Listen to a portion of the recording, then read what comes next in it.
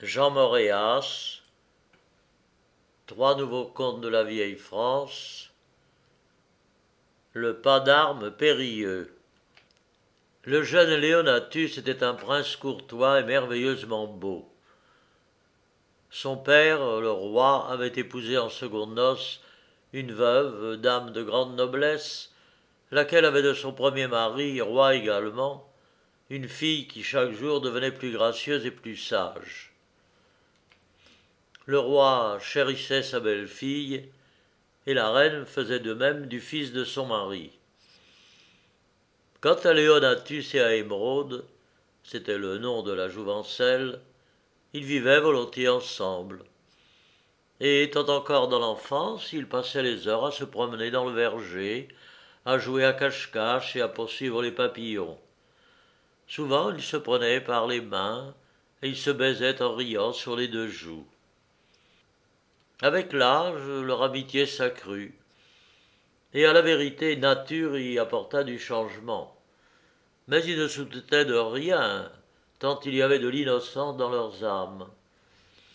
Le jeune homme allait à la pêche ou montait à cheval, la jeune fille s'amusait à la maison à quelque ouvrage de tapisserie, puis ils se revoyaient avec joie et le temps passait.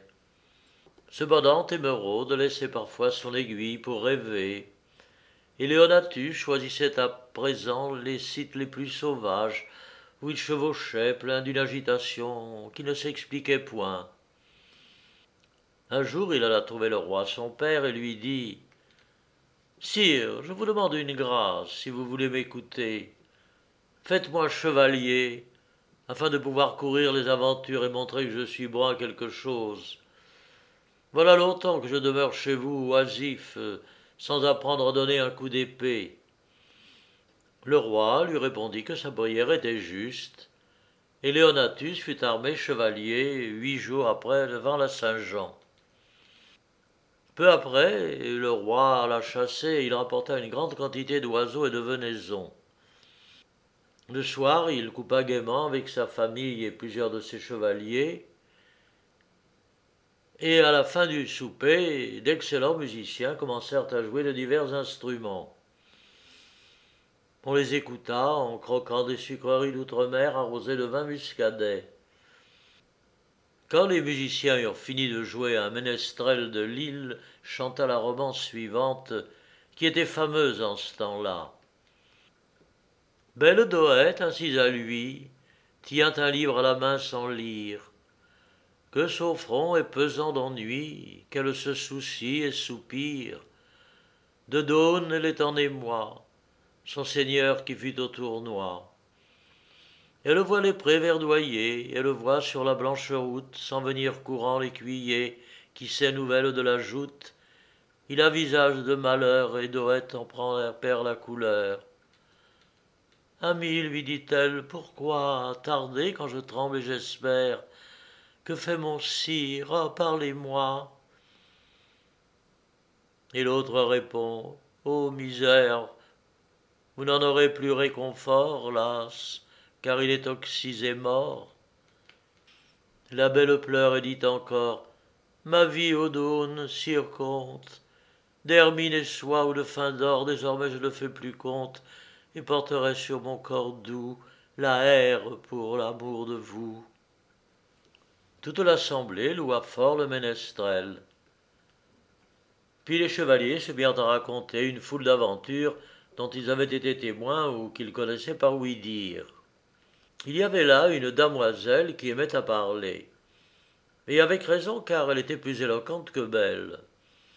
Elle s'adresse donc au roi et dit « Sire, la nuit de la Saint-Jean est proche.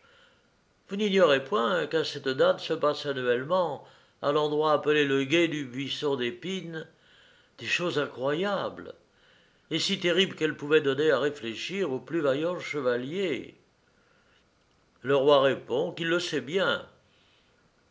Et Léonatus, qui avait écouté la damoiselle avec beaucoup d'intérêt, se lève et dit à son père « Seigneur, puisque je viens de ceindre l'épée, il me semble que cette périlleuse entreprise se présente à propos pour moi. Donc je me vante devant vous et devant ces chevaliers d'aller garder le pas d'armes au gué du buisson d'épines pendant la nuit de la Saint-Jean, et j'affronterai le danger, qu'il soit petit ou grand. » Le roi fut mécontent d'entendre ces paroles, et il dit: Mon fils, laissons cet enfantillage. Non, mon cher père, fait Leonatus, ne m'en empêchez point, je vous en supplie. Eh bien, dit le roi en voyant que son fils s'entêtait, va et montre-toi courageux et sûr de toi-même, et que Dieu t'aide. Le jeune prince s'impatienta en attendant le jour où il pourrait faire ses preuves. Quant à la belle émeraude, elle était toute effrayée depuis qu'elle savait Leonatus sur le point de risquer sa vie, mais elle n'osait intervenir. Enfin, ce fut le moment de tenter l'entreprise. Le prince s'arme de toutes pièces et monte sur un bon cheval. Puis il va droit au gué de l'épine. Que fait la pauvre émeraude? La nuit venue, elle descend au verger sans rien dire à personne. On la cherche vainement dans le palais. On ne se doute pas où elle se trouve. La princesse pousse un long soupir et elle s'assied sur l'herbe nouvelle contre un arbre. L'ombre de la nuit est légère, tamisée par un beau clair de lune. Des insectes vibrent en volant. Dans une grotte de rocailles, de l'eau tombe par gouttes avec un petit bruit. Ah, fait la princesse émeraude, ici je peux pleurer à mon aise. C'est ma seule consolation. Tandis que la prudent Leonatus, mon ami d'enfance, livre sans doute des combats terribles au pas d'armes du buisson d'épines. Son courage l'a entraîné, je tremble qu'il ne soit blessé d'un coup de lance. Hélas, il expire peut-être. La jeune fille regarda autour d'elle. Malgré son désespoir, elle ne laissa pas d'admirer le calme de cette nuit vaporeuse, pleine de rayons et de parfums. Elle essuya ses larmes et dit: Esprit de la nature, vous qui voyagez sur les flocons des nuages, vous qui reposez dans les corolles des fleurs, et tous les autres, qui que vous soyez, je vous invoque, prenez pitié de ma douleur et secourez-moi. Elle n'avait pas fini de parler qu'elle se sentit comme enveloppée d'une atmosphère douce et mélodieuse. Émeraude s'appuya davantage contre le tronc de l'arbre au pied duquel elle était assise. Sa tête s'inclina avec grâce, un sommeil salutaire vint lui fermer les yeux. Dans le temps qu'elle dormait, deux fées vinrent au berger. L'une sur un chariot d'ivoire traîné par des pigeons, l'autre dans une coquille en forme de pétale de rose que portaient 4 libellules. La première, qui était la doyenne des fées, avait les cheveux tout blancs, mais beaux et galamment apprêtés. Le reste de sa physionomie gardait encore un air séduisant, quoique un peu grave. Et pour son corps, il était resté souple et aisé dans ses mouvements. Elle était vêtue de velours vert à fond d'or. La seconde fée était une jeune blonde vive et rieuse. Elle avait une couronne de gros diamants et une robe de satin lilas en broderie de perles. « Ma chère amie, dit la doyenne à sa camarade, je vous ai appelé pour avoir votre aide dans le dessein que j'ai de faire le bonheur de la princesse qui est endormie sous cet arbre. Je vous assure qu'elle mérite l'intérêt que je lui porte. » « Vous savez, répondit l'autre, que je vous admire en tout et que je suis vos conseils. Parlez donc. » « Eh bien, écoutez-moi. Le roi et la reine de ce pays avaient chacun, lorsqu'ils se sont mariés, un enfant d'un premier lit. La reine, une fille appelée Émeraude. C'est cette princesse aussi sage que belle. Et le roi, un garçon du nom de Leonatus, le plus aimable et le plus vaillant prince de l'univers. Tout de suite, ces deux jeunes gens conçurent l'un pour l'autre une amitié extrême, qui, avec les années, prit de la force. Je dirais même qu'elle changea de caractère, mais à leur insu, tant ils ont le cœur innocent et sans méfiance. J'ai résolu donc de les éclaircir sur leurs sentiments et d'être cause de leur félicité. Je crois tenir l'occasion. Voici comment. Léonatus, qui aspire à la gloire, va garder cette nuit un pas d'armes périlleux au gré du buisson et d'épines. Il aura à combattre 2 chevaliers enchantés de la plus grande vigueur. C'est notre intervention, ma chère sœur, qui doit succomber, le téméraire. Mais nous ne souffrirons point. J'ai pensé qu'il nous faut transporter, par le pouvoir dont nous disposons, cette pauvre princesse qui se désole du danger que va courir son ami au lieu même du combat. Sa présence aiguillonnera la valeur du prince. Il remportera la victoire et saura enfin qu'il aime et qu'on le lui rend. Et tout cela finira par de belles noces, qu'en dites-vous? Je me demande, dit la jeune fée, s'il est certain que de cette façon nous leur rendions service. Ma belle, répondit la doyenne, ouvrez l'oreille. L'amour est de tous les dieux celui qui fait le plus de bien aux hommes. Car quel plus grand avantage pour arriver à une jeune personne que d'être aimé d'un homme vertueux, et un homme vertueux que d'aimer une jeune personne qui a de l'inclination pour la vertu. Ce sont les propres paroles d'un fameux docteur babylonien. Ah, puisque c'est la vie de Babylone, dit la jeune fée, je n'ai plus d'objection à faire. Alors, toutes deux touchèrent Émeraude de leurs baguettes, et elle fut transportée au gré du buisson d'épines, en moins de temps qu'il n'en faut pour le dire. Léonatus, qui gardait le pas d'armes en attendant les événements, s'aperçut soudain qu'une jeune fille était couchée dans le buisson d'épines, au milieu des fleurs écloses et des boutons. Il s'approcha. Quelle fut sa surprise lorsqu'il eut reconnu la belle princesse Émeraude en personne. Quant à elle, le bruit des pas de Léonatus l'avait réveillée.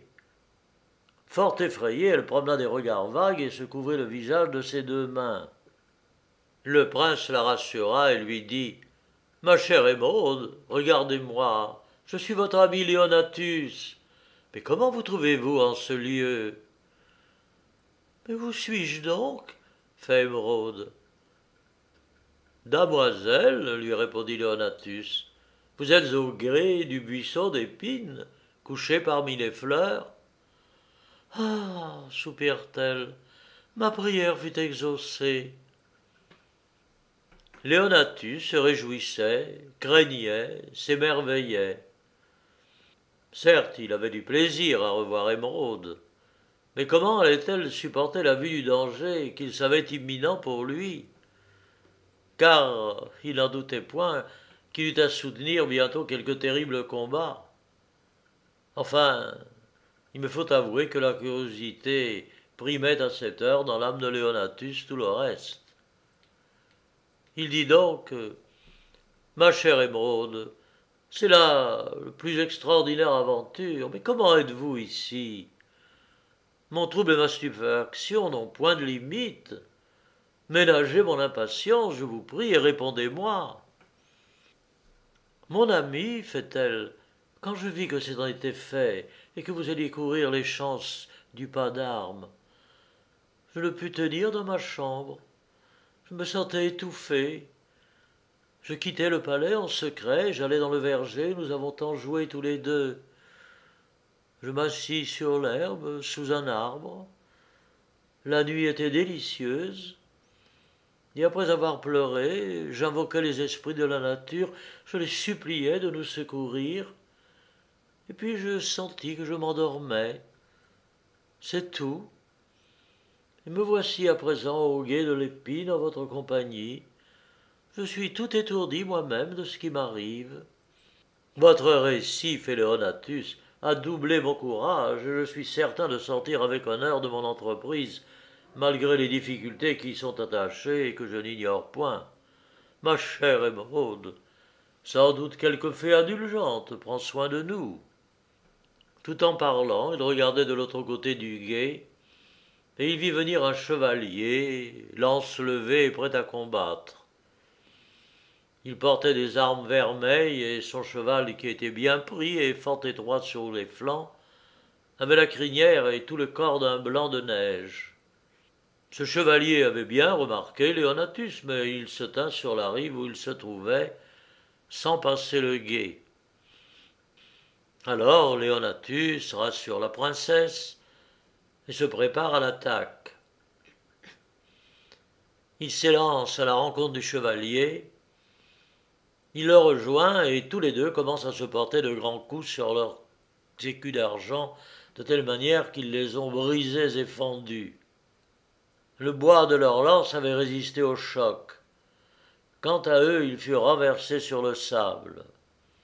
N'ayant ni amis ni compagnons pour les aider à remonter, il leur fallut faire comme ils pouvaient. Quand ils se virent enfin de nouveau en selle, ils rapprochèrent leurs écus de leur poitrine et abaissèrent leurs lances de frêne. Leonatus mourait de honte d'avoir été renversé devant la princesse son amie. Il se précipite furieux sur son adversaire, qui le reçoit de pied ferme. Cette fois, les lances volent en éclats et le chevalier aux armes vermeilles sent lui échapper les courroies de son écu. Le jeune prince, les yeux fixés sur Émeraude, le presse et le fait tomber à bas de son beau destrier qu'il saisit par les rênes. En ce moment, un autre chevalier parut. Il montait un superbe alezan. À sa prestance, Leonatus jugea ce combattant plus redoutable que le premier. Mais il se dit que le danger importait peu lorsqu'on faisait métier de chevalerie. Sans perdre leur temps en paroles, le prince et le nouvel arrivant se préparèrent à lutter. Le chevalier, qui avait été désarçonné, restait là pour les regarder. Ils s'éloignent pour prendre carrière, puis ils reviennent l'un sur l'autre et ils se reçoivent sur la lance. Le choc fut rude, et les écus sont brisés et fendus. Toutefois, les champions n'ont pas quitté les étriers. Ils redoublent et le prince frappe son adversaire avec force. Il va tomber, mais il réussit à se pendre à l'encolure de son cheval. Et lorsque le vainqueur, qui avait été emporté dans sa course, revient, il le trouve devant et prêt encore à lui tenir tête.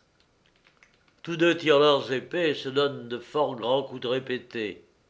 Le chevalier, spectateur de la lutte, avait remarqué la poignante frayeur de la demoiselle qui se tenait toujours assise dans le buisson d'épines. Comme il était courtois et bien appris, il s'avance vers les combattants et leur dit de faire trêve, et que c'était bien jouté de part et d'autre. Ils obéirent et s'accolèrent sans arrière-pensée. Alors le chevalier aux armes vermeilles vint à Leonatus et lui dit « Ami, vous avez gardé le pas d'armes avec courage et honneur. Il est temps de nous séparer, car le jour pointe déjà. Retournez chez vous, et vous emmènerez mon beau destrier de Castille, que vous avez conquis par votre prouesse. Ses harnais sont d'un grand prix, mais sa vitesse et ses autres vertus valent davantage. Il pourra vous être utile dans toute occasion. Prenez-en soin et gardez-lui lui ôter son frein, car vous le perdriez aussitôt. » Il dit et disparut avec l'autre chevalier, son compagnon. Leonatus alla se jeter aux pieds d'Émeraude. Elle était pâle et tremblante, mais elle sourit, car elle voyait qu'il n'y avait plus rien à craindre. La bonne doyenne des fées avait tenu sa promesse jusqu'au bout. Elle avait si bien veillé sur ses protégés que le prince triomphait les armes à la main et se reconnaissait maintenant vaincu par l'aimable Émeraude, qui elle aussi ne faisait plus mystère de l'état de son cœur. Enfin, l'aventure du gué de l'Épine était achevée heureusement. Il fallait se dépêcher de calmer la juste inquiétude du roi et de la reine. Leonatus plaça commodément la princesse sur le beau destrier de Castille, trophée de sa vaillance, puis il monta sur son bon cheval. Et les gentils amoureux prirent sans tarder le chemin de la cour. Le portier du palais était un drôle haut, décharné, avec des cheveux plats et jaunâtres. Il avait le teint blême, quoiqu'il aimât à boire. En ce moment, il monologuait. Hé, faisait-il, le sable coule, qui l'empêcherait? Le sable coule en emportant nos héros, nos heures. Le guetteur de la tour, lui, ne cesse de guetter, c'est bien. Mais damné guetteur, t'as beau regarder du côté du Ponant, t'as beau regarder de l'autre côté, de tous côtés. As-tu distingué la moindre parcelle de ce qui constitue le prince Léonatus? Et la petite princesse, la charmante émeraude, mademoiselle, la vois-tu accourir en criant me voilà, me voilà? Non, non, eh bien, que le diable emporte tes yeux, misérable, puisqu'ils n'ont rien d'honnête à nous apprendre. Ô maudit pas d'armes, ô nuit de mauvaise rencontre, nuit de la Saint-Jean, que le bon roi est affligé, qu'il se désole pour son fils. Ma maîtresse, la pauvre reine, peut pleurer toutes les larmes de son corps, car croyez-moi, la perte de la princesse sa fille est un fait. Ah, nous subissons de cruelles disgrâces. Quant à moi, je me soutiens à peine à force de pâté bien friand. Et avec cela, il me faut cavaler, avaler, rasade sur rasade. Le portier fut interrompu dans son soliloque par l'arrivée de deux riches barons. Ils venaient, chacun de son côté, car il y avait entre eux différends graves. Ils désiraient le soumettre au roi et ils s'enquirent au sujet de l'audience. Seigneur, fait le portier, vous voulez parler au roi? Eh bien, retournez chez vous. C'est le conseil que je vous donne. Comment? Firent les deux barons. Seigneur, fait le portier, avez-vous rencontré sur la route le prince Léonatus revenant bride abattu? Alors vous pourrez parler au roi. Ami, dit en colère l'un des barons, c'est assez badiné. Seigneur, fait le portier, si vous amenez la princesse Émeraude en croupe, votre audience est en bonne voie. Tout à coup, un grand tumulte se fit dans le palais. Des joyeux éclats d'appel se mêlaient au bruit d'innombrables pas le long des escaliers. Le guetteur venait enfin de signaler le retour de Léonatus et d'Émeraude. Le roi et la reine allèrent au-devant d'eux, et ce qui surprit le plus, ce fut de les voir revenir ensemble. Après les embrassades qui dureraient longtemps, nos deux héros racontèrent leur incroyable aventure dans tous ses détails, puis l'on entra dans le palais. Une collation fut servie dans la grande salle, et le roi accorda les deux barons ennemis et combla tout le monde de riches présents. À quelque temps de là se célébrèrent les noces de Léonatus et d'Émeraude en grande pompe. Il y eut des divertissements magnifiques, des tournois et des joutes de toutes sortes. 3000 musiciens jouèrent nuit et jour. Des ménestrels récitèrent et chantèrent les lais les plus tendres et les pastourelles les plus vives. D'habiles comédiens représentèrent de beaux miracles et des farces plaisantes. Le peuple dansa dans les jardins royaux où il y avait des buffets chargés de mets et de rafraîchissements. Tous les princes et toutes les princesses des pays voisins étant accourus, ce ne fut dans les salles du palais que brocarts sans prix, velours délicatement brodés, satin aussi brillant que la lumière du soleil, plumes des oiseaux les plus rares, hermines, zibelines et les autres fourrures de fin poil. Ce ne fut qu'or et diamants, aux mille feux, améthystes et topazes, coraux, calcétoine, saphir, rubis, perles, ambre gris. Il y avait là foison de beauté féminine, mais chacun donnait le prix à la mariée et louait Dieu de l'avoir créée si belle. Blanche et vermeille, le corps gracieux et frêle, les yeux clairs, elle n'avait pas les cheveux roux, noirs ou châtains, mais d'un blond incomparable. Il ne faut pas croire que le superbe destrier conquis par Léonatus fut oublié pendant la fête, car c'est lui qui porta la princesse.